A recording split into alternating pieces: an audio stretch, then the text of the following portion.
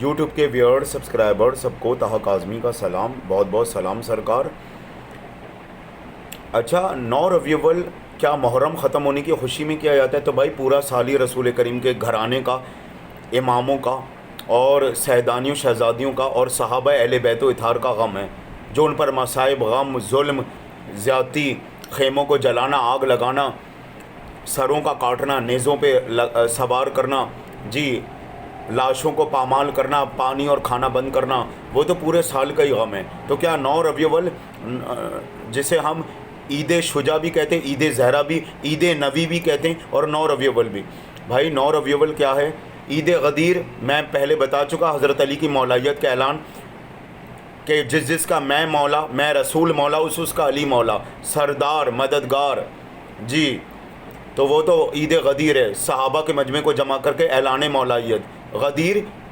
ایک قصبے کا نام تھا، ایک میدان تھا، بیسیکلی ایک قصبے کا نام تھا غدیر، اور غدیر نام اس میدان کی وجہ سے بھی پڑا جہاں رسول اللہ نے خطبہ دیا۔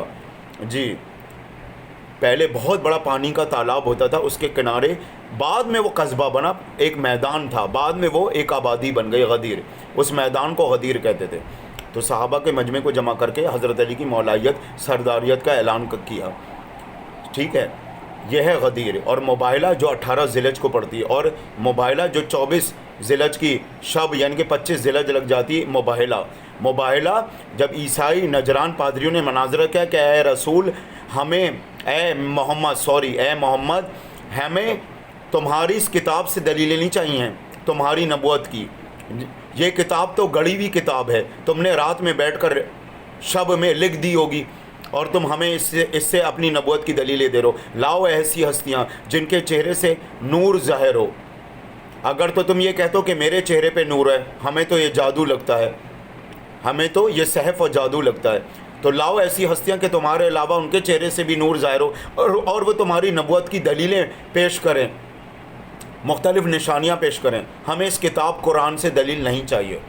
تو عیسائی نجران پادریوں نے کہا لاؤ ایسے سچے، لاؤ ایسے نوری، لاؤ ایسے سچے، اگر تو تم صدیق ہونے کا اور نوری ہونے کا دعویٰ کرتے ہو۔ جب عیسائی نجران کے پادریوں نے دعویٰ کیا تو رسول اللہ اپنے گھر سے علی، فاطمہ، حسن، حسین کو لے کے گئے، حالانکہ گھر میں تو حضرت عائشہ بھی موجود تھیں، اس وقت تو حضرت ابو بکر بھی زندہ تھے۔ تو اتنا بڑا مناظرہ،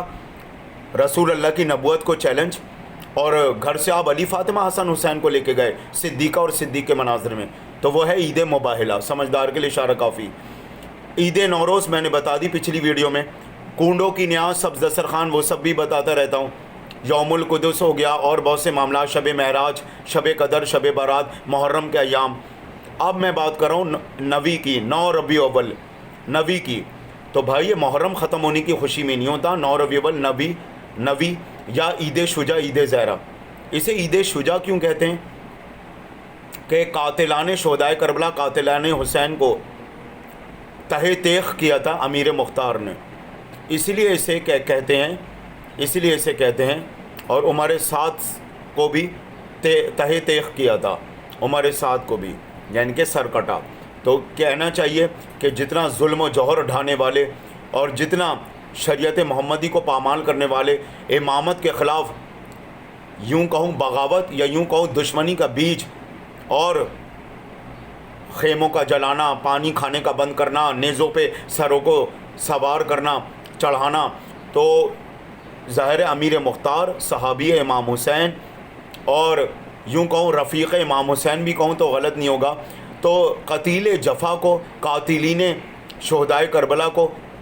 تہہ تیغ کیا تھا۔ تو یہ ہے عید شجاع، شجاعت، عید شجاع، بہادری، شجاعت کی عید۔ اور اس کو عید زہرا کیوں کہتے ہیں 9 ربیع الاول کو؟ عید شجاع کے علاوہ حضرت فاطمہ الزہرا مدینے کی خواتین کو بلا کر محفل میلاد کرتی تھی، کیونکہ منسوب ہے کہ رسول کریم اور حضرت خدیجۃ الکبریٰ سلام اللہ علیہا اور رسول کریم نبی اعظم علیہ السلام کا نکاح ہوا تھا، تو محفل میلاد منعقد کرتی تھی حضرت فاطمہ الزہرا سلام اللہ علیہا۔ اور بیبیاں جب قبیلہ بنی اسد کی آئیں کہ آپ کا غم افضل پورا سال کیا پوری زندگی بھی آپ کا غم اے فرزند حسین سید سجاد امام زین العابدین کبھی ختم نہ ہوگا، پر ہمیں واپس لوٹنا ہے اپنے اپنے قبیلوں میں، ہمیں اپنی بیٹیوں کی شادیاں کرنی ہے، اور شادی خوشی کا موقع ہوتا ہے، آپ ہمیں اجازت دیجیے۔ تو امام زین العابدین نے کہا کہ نوح کی سنت کو جلا دے دینا،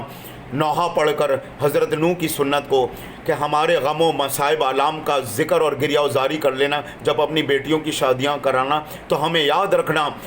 جاؤ تمہیں اختیار ہے، تم اپنی بیٹیوں کی شادیاں کرو، خوشیاں مناؤ، ہمارا غم اپنی جگہ، اپنا غم خود کو سانچے، اور جب پانی پینا تو میرے حسین کی پیاس کو یاد کر لینا۔ سلام اللہ علی الحسین و اولادی و اصحابی، یہ خود پڑھنے کا حکم سید سجاد نے دیا کہ جب بھی پانی پیو تو حسین کی پیاس کو یاد کر لو اور شہدائے کربلا کی پیاس کو یاد کر لو، تو تمہیں آزادی ہے، تم خوشیاں مناؤ، تم سوگ بڑھا سکتی ہو۔ تو اس وجہ سے وہ سوگ بڑھا قبیلہ بنی اسد کی وجہ سے، لیکن سوگ بڑھنے کی وجہ سے خوشی نہیں مناتے کہ محرم ختم ہو گیا، بلکہ خوشی منائی جاتی ہے کہ حضرت فاطمہ الزہرا نے میلاد رکھا، حضرت خدیجہ اور رسول اللہ کے نکاح عقد ہونے کی وجہ سے، اور یثرب کی عورتوں کو بلایا، اور عید شجاع کیوں امیر مختار نے قاتلین جفا، قاتلین شہدائے کربلا امام حسین کو تہہ تیغ کیا، عید شجاع۔ اب سمجھ میں آئی آپ؟ اور سوگ تو بڑھایا گیا، پر وہ صرف سوگ بڑھانے کی وجہ سے کوئی خوشی یا کوئی وہ نہیں ہوتا محفل میلاد، کہ ایک لوگوں نے صرف یہی منسوب کر دیا ہے۔ سمجھدار کے لیے اشارہ کافی۔ ہاں، امام زین العابدین سید سجاد نے اجازت دی قبیلہ بنی اسد کی عورتوں کو، تم نے ہم اہل بیت والوں کے غموں میں بڑا ساتھ دیا، ہماری تکالیف، ہماری بڑی نصرت کی تکالیف اور پریشانیوں کے عالم میں، تو تمہیں اجازت ہے، تم اپنی بیٹیوں کی شادیاں کرنے کے لیے واپس اپنے قبیلوں میں لوٹ سکتی ہو۔ قبیلہ بنی اسد کی خاص طور پہ قبیلہ بنی اسد کے لوگ بھی آئے، اور کچھ قبیلہ بنی یوں کہہ لے سلیم اسلم کے لوگ بھی کہلاتے تھے، اور ایک قبیلہ بنی سلیم بھی تھا، قبیلہ بنی اکیس اور ثقیف بھی تھے، لیکن زیادہ قبیلہ بنی اسد کے لوگ تھے۔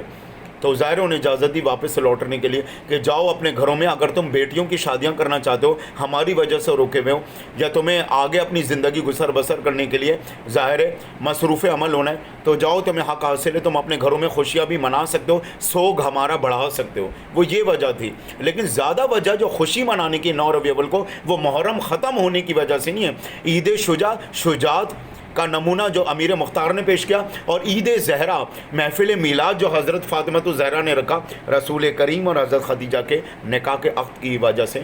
یثرب کی عورتوں کو بلا کے محفل میلاد۔ وما علینا الا البلاغ المبین، وصلی اللہ علیہ تعالی رسول الکریم، اما بعد۔